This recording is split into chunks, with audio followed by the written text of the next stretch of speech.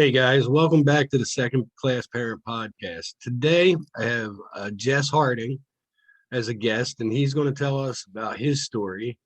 And hopefully, everybody will find something that they can use out of it. How you doing tonight, Jess? I'm good. Good. How are you? I'm great. So why don't we get into it and just tell people your story, and if I have any questions, I'll ask them, or I'll let you have the floor. All right. I I'm a little nervous. I've never done anything like this before. I'll be honest with you. That's cool, brother. Just Uh, relax. It's uh, it's just two guys talking. Don't think about anything else. That's all it is. Two dads having a conversation. okay. Well, uh, my ordeal began about 2003 when I first met my ex. Um, she is I guess you'd make it the true definition of a narcissist. Okay. Painted this big wonderful picture of life's going to be great. We're going to have all these wonderful things. She made it seem like she was this caring, kind person until about May of 2006 when she stabbed me for the first time. Oh wow. Um, yeah, yeah. And I say first time because she did it again a couple years later. I was in the kitchen of the house that she had bought. My name wasn't on it. I wasn't allowed to um, be on certain things. And I should have seen that as a red flag. But again, she painted this picture of life is going to be wonderful. Just stick with me, and I'll give you everything you ever wanted. All right, that I bought it hook, line, and sinker. So I was washing the dishes in the kitchen, and I don't know what sparked her off, but she came in screaming, yelling at me, telling me I wasn't doing a good job. I wasn't doing what she wanted me to do. And I said something to her and along the lines of, well, what am I supposed to be doing? I'm only washing the dishes. The next thing I know, I see a knife in her hand coming up at me. I put my hands up to block her, and she stabbed me right here in the hand. Oh wow. And I literally saw the tendons of my hand hanging out after she stabbed me. Then she even called her parents and said, I stabbed him. I stabbed him. And her mother thought she said she stabbed me in the intestines because she was saying, oh, his tendons are hanging out. Wow. So she took me to the hospital, and I lied to the doctors, and the doctors knew it was a story. They knew it wasn't true because the doctor even looked at me and said, is that really the story you're going with? And what I Right. told him was that the dogs knocked into something and the knife was falling and I caught it. Because she told me that if I told the truth, she would beat me. Okay. So that's just one of the beginnings. And one of, like, shortly after that, we were married. Like, we were officially married about 3 months after that. You married We her still after she went through it. stabbed you. I would think that would be a Yeah, red flag and a half. This is probably not a good idea. I should have listened to myself, but I listened to her. Oh, it'll never happen again. I'm sorry. I don't know what came over me. I didn't mean to do that. You know, people sit there and say that like it's a narcissist. They make it sound like it's a predominantly male thing, and it's really not. It goes both ways. And when somebody goes into the relationship and they slowly start to alienate you from your friends, like my best friend since I was in kindergarten, I stopped talking to because she didn't like the fact that he was a recovering drug addict. You know, there's a part of me I understand that he had his problems, but he recovered and he went in the straight and narrow and he went to rehab and he went through all of these programs and he's never relapsed, and good for him, and I'm proud of him. But that was her way of starting to pick away at things. So on the wedding night, she even said to me, I stepped on her toes by mistake when we were dancing. And she told me, she goes, if you ever do that again, I'll kill you. So um, then the honeymoon was a disaster too. It was awful. I might as well have been there alone.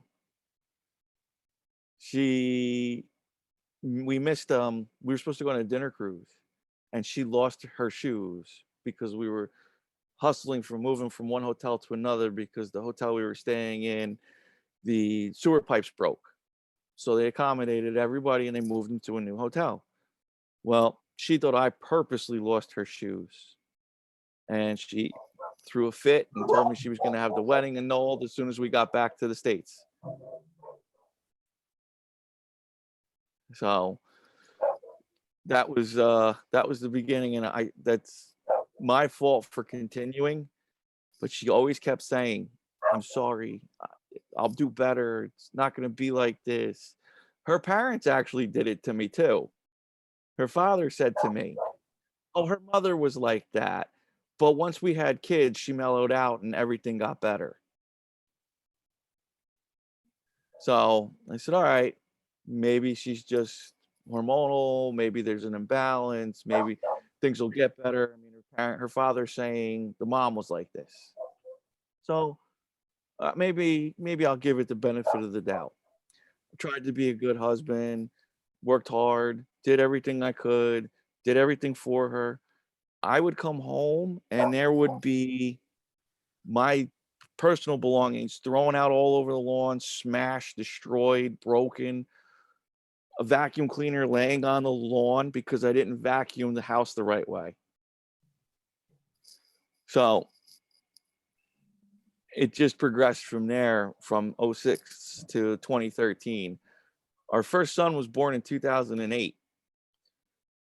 2008, he made things better.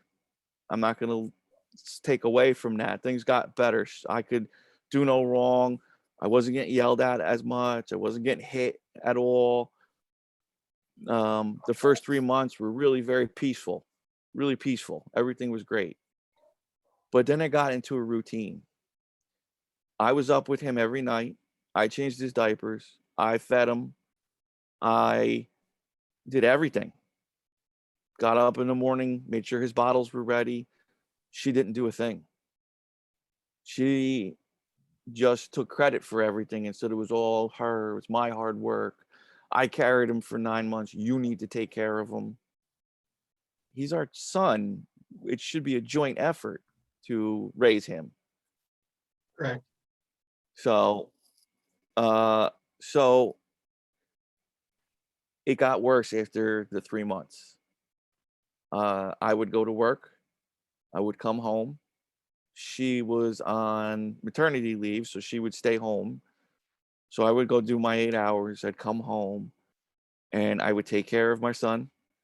I would clean the house. I would wash the dishes, put the laundry away, put him in the bed, change his diaper, get him ready, get him in bed.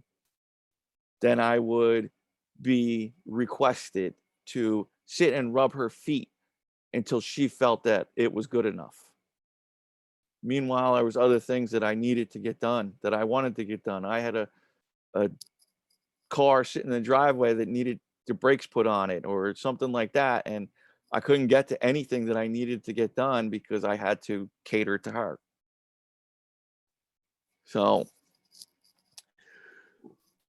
then I have everything written down, so I'm trying to look at what I've written down as well and just remember everything, because it's so much that went on in all of these years that it's just brutal.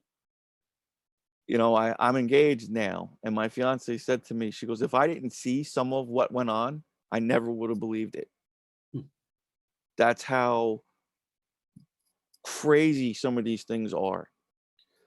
So in 2013, right after our twin sons were born, they were born in 2012. In 2013, she took she really went off the deep end. And she pretty much grabbed me by the throat one night when I came home from work, had an empty wine bottle in her hand, and told me it was my fault that the dog peed on the floor and that she was going to kill us both and leave our bodies in the woods for a bear to eat. Wow. Sounds Yeah. like she had more issues than narcissism. Like, did she ever get tested She for had like being the, bipolar or, anything like that? Because oh, she sounds like she had some other issues that needed to be addressed. in 2015, she ended up getting institutionalized for bipolar schizophrenia. But she said she doesn't have those things and that the institution really was a high school and that they were just messing with her and using her as a test subject for some greater experiment. Wow. Like, I blame myself for a lot of this because I allowed a lot of it to go on. Another example I have for you is that all homes have to have smoke detectors nowadays. So I had just installed all brand new smoke detectors. Well, most of them have that little green light on the indicator, so you know it's working. She wanted me to tape that light up because she felt that it was my brother and her father were living in our attic and they were using that green light to spy on her. Hmm. Now, are these things that were ever brought up in court? Because it sounds like she really needs serious help. I have tried to bring them up, but her lawyer squashed them, or some other thing. Like, she has filed multiple restraining orders on me. Like, most of them have ended up as attempts, and most normal judges will see through it and they'll know she's full of it and they'll just say, no, we're not going to give you a restraining order. He didn't do anything. One judge actually called her a disgrace to the domestic violence network. That judge was the best judge. The thing was that I had pictures, I had proof of her. She had an affair on me 6 months after the twins were born for 3 years. She had a 3-year-long affair. And she went off and took off to Vegas with her boyfriend for extended periods of time. She'd leave for a month or 2 months or a week or 2 weeks, whatever she felt like. And whenever she felt like coming home, she'd come home. And I didn't know that this affair was going on because what I was told was that they were starting a business together. They showed me the building they were going to do. They showed me the lease agreement. They showed me what their products were. They showed me everything. And he was the financial backer. And he had money. He did. But I should have known better because he was also a known drug addict. So I let it slide until it finally came out to a head one night. And I believe it was 2014. And he called me up. He was on a bender. And he said, I'm banging your wife over the phone. Wow. And he was in the car with her, high out of his mind, going to the airport to go to Las Vegas that day. And the reason he called me was because he was fighting with her. Wow. Then they came back. Everything was confronted. It got to the point where the state troopers got involved because apparently what happened was that his wife, because he was married, claimed that my ex stole his truck. This is just absolutely wild. So the state troopers got involved and tracked down her boyfriend and my ex-wife at her boyfriend's wife's house. I know it's crazy. This is wild. So you got to try and bear with me on it. And the state troopers said they were arresting both of them if somebody didn't figure out what was going on with this truck that ended up getting abandoned on a highway somewhere. This is how wild a life I had with this woman. How did that end up? Did anybody get arrested or? No one got arrested. Though it almost came to blows between me and him, because this is the night I found out that this all happened that night, that I found out that she was having the affair with him. And his wife told me not to hit him because the state troopers would arrest all four of us. Right. So that's the only reason I stopped. I mean, I was upset. I was hurt. He was like very aggressive towards me. So it really would have been me more defending myself against him than anything else, because he was high on crack. So it was going to be more of me defending myself, because he just got ultra aggressive. He was yelling and screaming like he Gotcha. was in the right. So so that was one of the crazy. I ended up in the hospital that night because I also had like an impacted tooth, and the side of my face was swelling up, and you could see it was swelling up, and I was having a hard time breathing, and I ended up having a panic attack, and I went to the hospital. The hospital threw my ex-wife out because she was trying to pull me out of the hospital. It was insane. And again, it's hard to believe, but it's absolutely true. All of it. Oh, I don't doubt you, brother. So there was an incident too where she's almost killed each one of my kids once.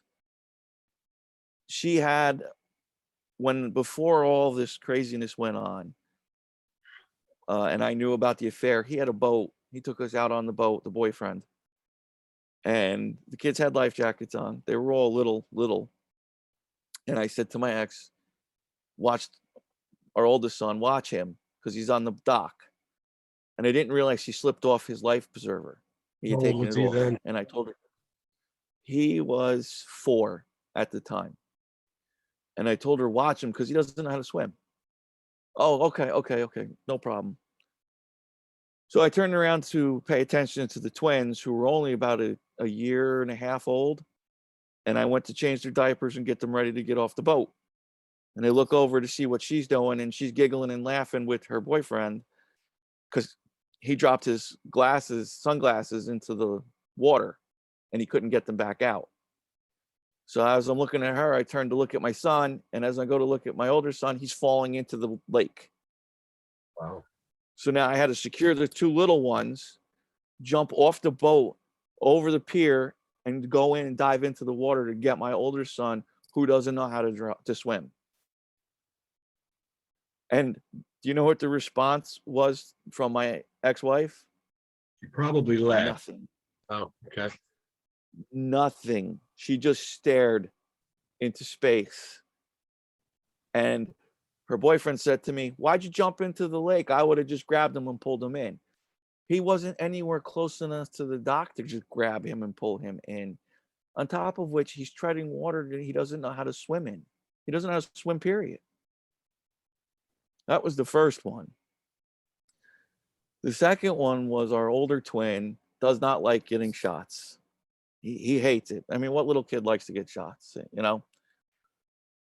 Yeah. I didn't tell him he was getting shots. I never told him.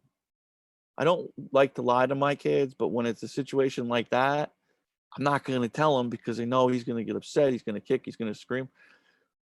My older son has his own phone, and he recorded one time what happened when we take them to get shots. It sounds like he's being murdered. Right. No, I know. I have kids. They've been through the whole shot thing. And I get it. See, yeah, you know. So I didn't want to tell him. So what does his mother tell him? You're getting shots today. So he's all upset. He's upset. He's crying. He doesn't want to do it. His twin is trying to calm him down. Hey, it's going to be okay. It's going to be okay. So I said, watch those 2. I'm going to take the older one, because I'm trying to help him with reading, and I'm going to watch him, because all 3 of them are getting shots, and I want to keep them as calm as I can. Okay. So the nurse comes out to bring us in, and I turn around to her and I said, "Where are the twins?" "Oh, they're right here. They're on the stairwell." "Why are you letting them on the stairwell, first of all?" So she goes, very nonchalant, twins, it's time to go in. Exactly like that. Not, hey guys, come on, let's go. Not any kind of, just twins, let's go. So I go, where are they? And I look down and she goes, I don't know. They were here a minute ago.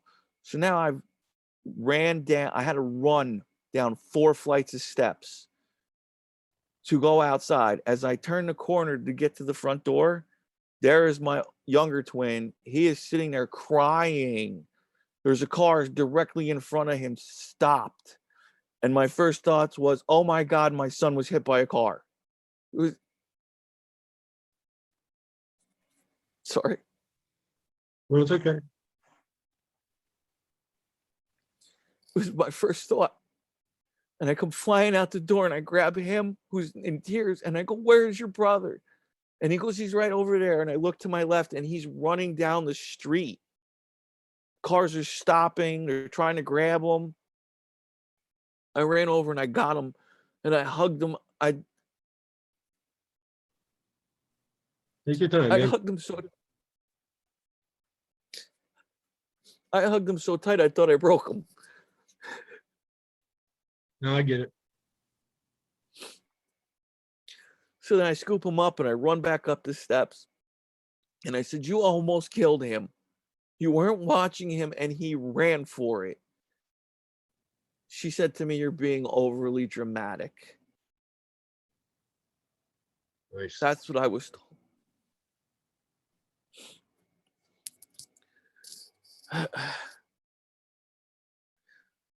So then the third time was the younger twin. She finally got around to him.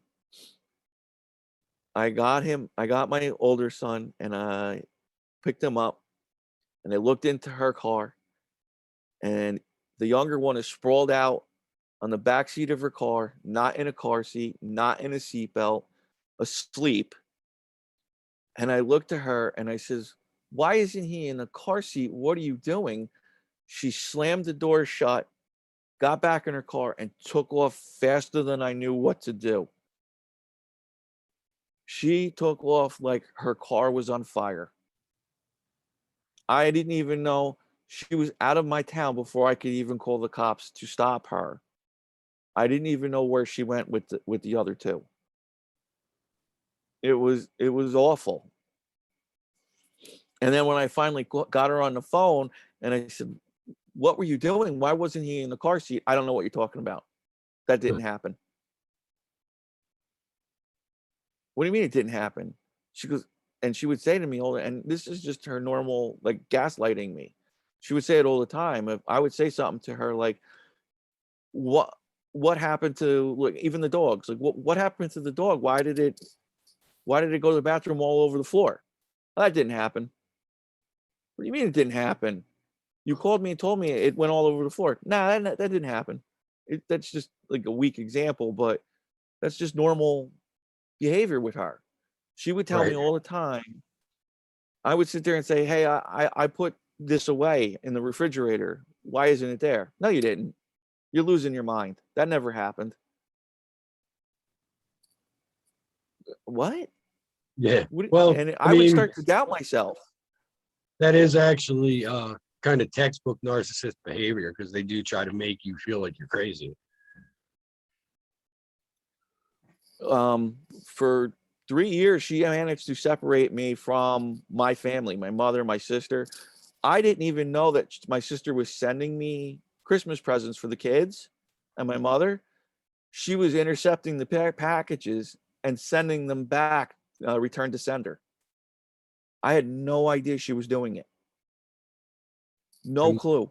What was the reasoning? So mad. What was her reasoning for it? What it came from is that my mom said that she wanted to help with the kids after the twins were born. And she wanted to come up and get the older one and spend some time with him. Well, my mom didn't realize that she needed to be on a time schedule. So my mom went up to go get them and she was about 20 minutes late, half hour late getting him. And my ex-wife started yelling at my mother. oh, I'm late for an appointment. I need to get going. And you were supposed to be here half hour ago. My mother's like, I didn't know. She goes, I had no idea that I was on a time schedule and that I needed to be here and that you had to do anything. I just called and wanted to see my grandson. So my mother takes my older one. She packs him in the car. She drives him home. She gets a phone call from my ex again. Bring him back. I want him back right now. Okay.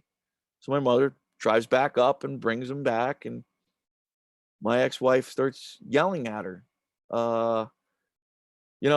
If this is how you're going to act and you don't need to be in their lives. And I missed my appointment. And you know, my son said that doesn't Grammy love me? And why is she late? And all these things. And my mother couldn't understand it. She couldn't. So my mother says, well, what was your appointment that you were late for? Oh, I was supposed to go for a massage. Yeah. Really? So I get a phone call from my mother. I said, oh, Ma, don't worry about it. It's going to be okay. I get home and I'm told that if I don't cut ties with my family and I don't tell my mother to basically piss off, she would divorce me. She would hurt me. She would do something to one of the kids or whatever she had to get her point across. So I call my mother up and I says, look, she doesn't want you around. I tried to, it's my fault. I shouldn't have gone along with it. I know that and I accept what my part of it is. Still doesn't make it right on her part. She shouldn't have had to put me in a position where I had to do that at all. She should have called my mom and worked out their differences or like an actual person. But when you look up a narcissist, their goal is to separate you from your friends, your family, your support system, and anybody that will help talk you out of that relationship, that narcissistic, abusive relationship that you're in. So So how did it actually come to a point where you guys were getting divorced? in 2016, 2017, that December, January, she came home one day and said, oh, I've learned she was working with autistic kids. And she said that, or allegedly she was working with, I'm not sure what it was that she was doing. And she said, I learned a new way of restraining somebody. This is okay. Well, what do you mean? She goes, they taught me how to restrain these kids. And she went on this tangent about how she was never going to do it. And she doesn't think it's right. And no one should put their hands on kids. And I said, okay, yeah, I agree with it. She goes, you want to see? I said, no, I don't want to see. I don't want to see what it is you're talking about. She didn't care. She came up behind me, put me in a headlock and slammed me to the ground. Now, I'm 100 at the time. I was 190 pounds. I'm 6'3". She was almost 300 pounds. She's short. She was like 5'10". So she had the ability to leverage herself behind me and use her weight to flip me to the ground, especially being behind me. I ended up with a bruise that went from, I don't know if you can see, from here all the way up to here, scarring all across my neck, like all through here from when she was wrapping her hand, from the choke marks all across my neck. And it just was to the point where I was just like, it's never going to end. It's never going to change unless I end it. She's going to constantly put hands on me. She's going to constantly drive me to the ground. She's going to constantly, I can't take my shirt off. My 7-year-old said to me one day, Daddy, what happened to your back? It looks like an animal attacked you. Wow. I can't take my shirt off in front of my kids without being embarrassed. Like what I do for a living, I end up where we're in locker rooms and I have to get changed. And I have to hide in the corner because I don't want anybody seeing my back because of all the scars and the scratches and the marks that she left on me from the beatings that I took from her. Oh man, I So gotta tell you, I gotta tell you, I don't care if you're a man or a woman. Nobody deserves to be abused in their relationship. It's just not something that should happen. So, yeah, my sympathy, brother. I don't judge you. I know plenty of guys that gotten the hell beat out of them by their wife just because they're men and they refuse to fight back. I would never put my hands on a woman. I have never done it. I have never ever done it. My grandfather raised us better. I mean, my father and my mother were in the picture, but they worked. Our grandparents were there the most. And Oh yeah, my grandfather instilled it into us, like a level of fear that we would never put our hands on a woman because you don't hurt a woman. That's just how it is. And yeah. I put it in my I kids. was I was raised the same way, and so were most of the dudes that I know. That they were all raised the same way. Yeah, I actually raised my sons the same way, but there's a caveat. If she's trying to kill you, I don't care who it is. Nobody has a right to put your life in danger. So, No. but don't ever let me So find out that you hit a woman and you were aggressor. exactly. That's going to be a problem for me. You know what I mean? Well, I know exactly what you mean, and I told my kids that too. I'll never, it'll never be an okay thing in my world that you ever put your hands on a girl. She tried to say I did put my hands on her. She tried to say I headbutted her once. That's not true. That what happened was that was another incident where she had me pinned to the ground. She came up behind me again, dropped me, and got on top of me and was choking me. She meant to kill me that night. She meant to do it. And she was choking me. She wasn't letting off. There was an evil in that woman's eyes that I had never seen before. And I managed to get her off of me. And when I got her off of me and I pushed her off, like got my hands up in there and pushed her off, she smashed her head into a wall. And when I finally was able to get my bearings, get back up onto my, like, even just on my hands and knees, I looked up and she's immediately on the phone with her father. He headbutted me. He headbutted me. The good thing is her father ignored her, Oh, said, wow. I forget what he said to her, and hung up on her. So then I got up finally and I looked over to see where she was. And the next thing I know, she's got a frying pan in her hand and she was coming at me. I had managed to snap pictures with my phone because I managed to get my phone out of her pulling back with the frying pan to come at me. And the only thing that saved me was my older son came walking out into the kitchen. If he didn't come walking out, you and I wouldn't be talking right now. I'd be dead. She had an intent to kill me that night. She had every intention of doing it. Wow. There was, like I said, there was a level of evil I have never seen. So from 2017 until now, she's tried, like I said, she's tried a few times to get restraining orders. I won residential custody of the kids in court because what she did was she was supposed to take them to school because we agreed on a school.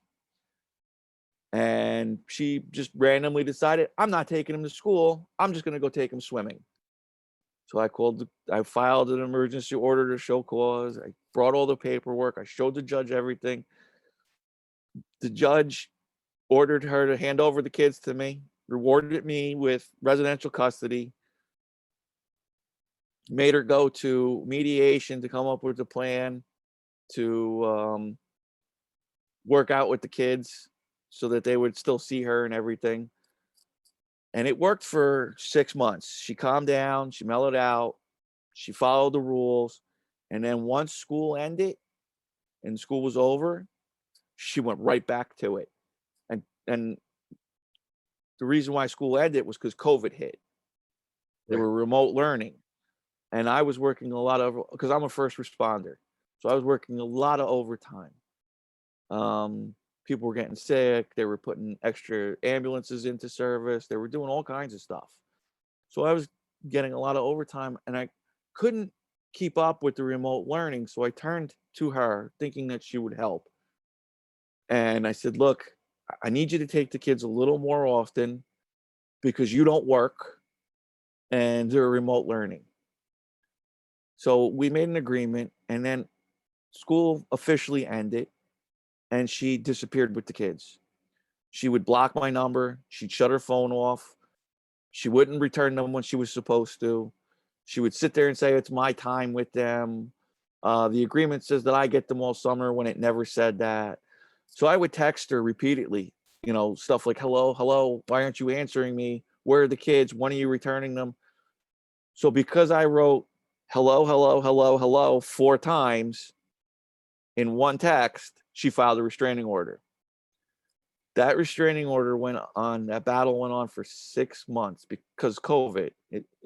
Courts are closed. It's all remote. It's all Zoom. It's all this. Yep.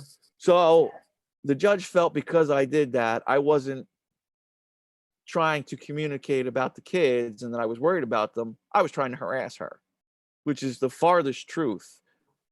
I want nothing to do with her. I want my distance. I want my freedom for her. I want to stay as far away from her as I possibly can. And I just want to give my kids a normal life. So the judge rewarded my abuser with the restraining order in the end. And now I'm fighting that. So, but my lawyer, she's a fantastic lawyer to a point. Right now, I feel like she's dragging her feet. I feel like there's so much more that she could be doing. I mean, I'm running at the end here, and I don't know where to turn financially. I mean, Right. this is expensive, but in the end, it's my ex-wife's goal, and she's made this known since day one. No matter what, she will, as she said it, find me, and her goal is to get me back so that she can have her slave back, basically. Yeah. Well. So if she can run me to the point where I have no money left, she thinks she'll get me back. Well, best advice I can give you is I don't care. I would be living, in a cardboard box before I go back to her. You know what I mean? Yes. Yeah. But I mean, my saving light is my fiance now. I mean, she's a wonderful, wonderful woman. We dated before I married this one, and I should have married my fiance years ago first. I should have married her. My life would be a lot different. well, what does your lawyer say about this current situation with the restraining order and getting your kids back and stuff? Well, she filed some paperwork where we're looking to try and get me like full custody of the kids because of the abuse from my ex, the time that she spent in a institution, the drug abuse, the psychological disorder. There's quite a few things that I have, and I have it all documented. My insurance paid for her to go to the institution, so I have proof of it. She can't deny it. Right. So we're trying to get it, and my lawyer just keeps saying, "Oh, we're waiting for the court date. We're waiting for the court date." Why aren't you calling the courts, and why aren't you finding out what's going on? And we're appealing this restraining order. What's going on? I only have 45 days to appeal it. What's the answer? Yeah, it sucks, And but it's just frustrating. right. Unfortunately, right now with COVID and all that stuff, it does make it a lot more difficult. And she's a good lawyer. Hopefully, she knows what she's doing. I mean, this isn't the first time I've heard stories like this about things dragging on because of what's going on with COVID. I mean, this crap with Zoom court meetings and all that. I mean, hopefully, it's coming to an end soon. But I Yeah, definitely I hope so. I wish you all the luck with getting your kids back. It's definitely a hairy story. I mean, now if you were to, you originally won, custodial.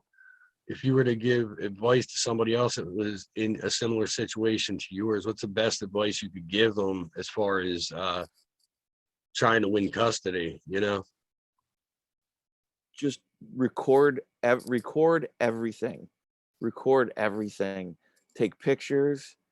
That's huge.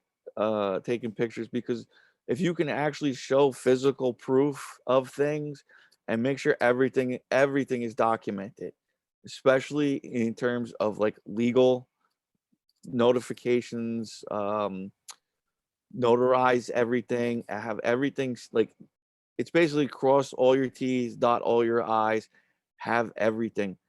If you need to carry a tape recorder, have it in your pocket at all times, because that's what I did.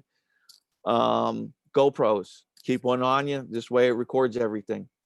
You have one mounted on your dashboard for your car when you do kids like exchange with the kids. Even now, I mean, I do get the boys 2 weekends a month. Even though this restraining order is done, I still record everything she does, because I can't trust what she'll do, because she has promised she'll put a bullet in my head. She's promised that in the past, and she has access to guns. Awesome. So, With her mental health history, it doesn't sound like she should have access to guns.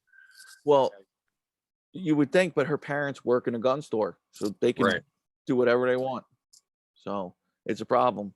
Well, be safe, But brother, because anything can happen. I don't know if you're familiar with the John Mast story or not, but that's a guy, very similar situation. He was alienated from his kids. He won to get back in their life. He finally wins custody, goes to get the kids, and girl's dad shoots him dead in the head. So I don't know if yes, it was I in the did see head, but that. shot Yeah, him dead. So I mean, yeah. definitely protect yourself and stay safe. Don't put yourself in any kind of situation where if she's threatening to shoot you, take it seriously. I do take it seriously. It's just no one else wants to take it seriously with me, and that's where it becomes a problem. Like when I leave my house, I open that door and I'm looking like this. I'm looking around. I'm like, okay, is there anybody out there that shouldn't be out there? It's a scary way of living. It really is. And then sadly, this is how I got to live right now, because I've got no way to defend myself, especially with her having an order against me when I didn't even do anything. I was just wanted my kids back.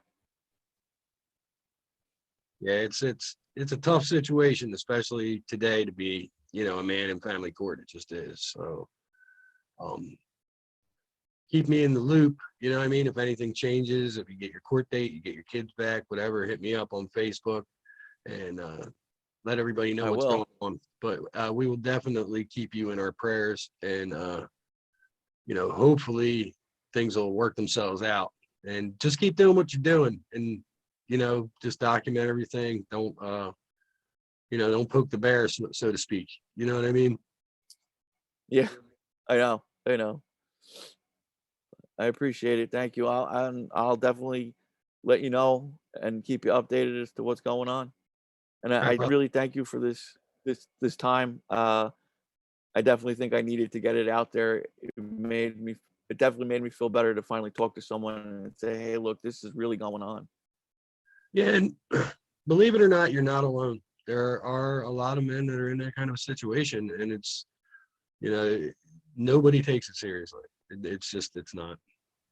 But with everything that just happened with John, there are thousands of dads across America and the world that are coming together, and we're trying to make it so that never happens again.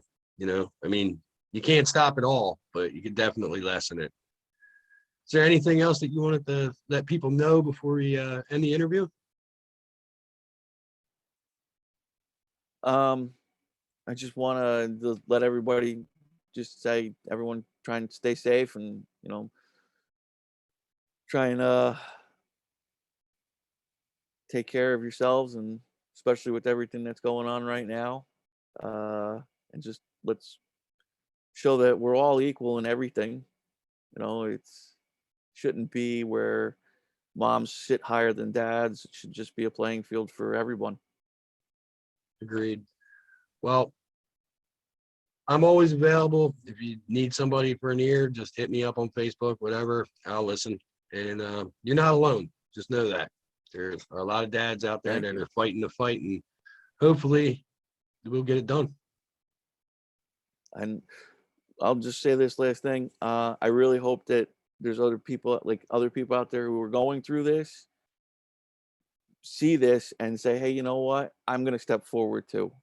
And they come out, and maybe then we can start making more of a change to help stop what has happened.